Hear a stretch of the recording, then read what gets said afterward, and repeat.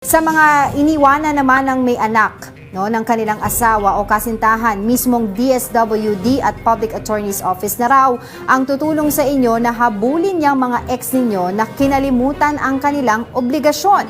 Para bigyan ng muka ang balita, Mobile Journal, Yeda Pascual.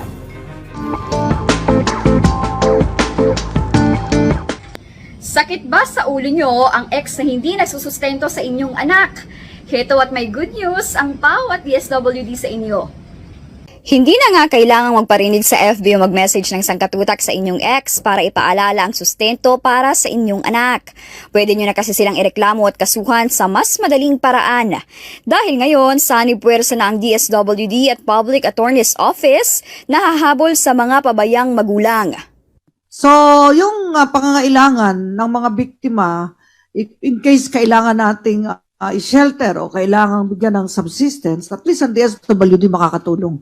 Sa amin naman ang legal services. Ngayon, talagang kung magsanib puwersa ito ay lahat ng anggulo ng kailangan ng mga biktima ay maipoprovide ng PAW at DSWD. Kapag sinabing suporta, kasama dyan ang pagkain, damit at tirahan, pati pag-aaral hanggang makatapos ng kolehiyo. Hindi lang yan para sa mga lalaki ha, kundi pati sa mga babaeng nag-over the bakod. This MOA is intended sa legal advice, free legal service ng PAW para po sa solo parent. Regardless po ito, hindi po si daddy lang na nang-iwan, hindi nagsusustento. Kahit po si mami na nang-iwan at hindi nagsusustento para dun sa kanyang mga anak. Magtatalaga ng social workers ang DSWD na siya raw mag-a-assess kung totoo ba ang reklamo.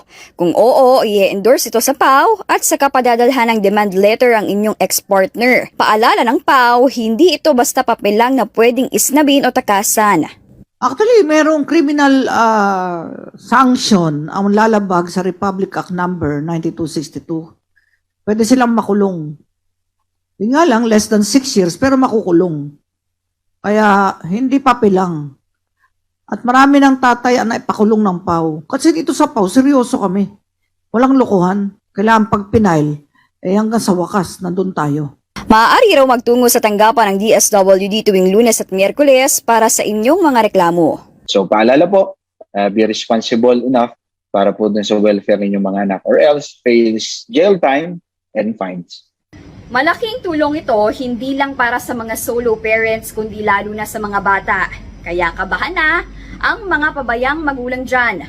Mobile Journal, Yeda Pascual po. Hatid ang mukha ng balita.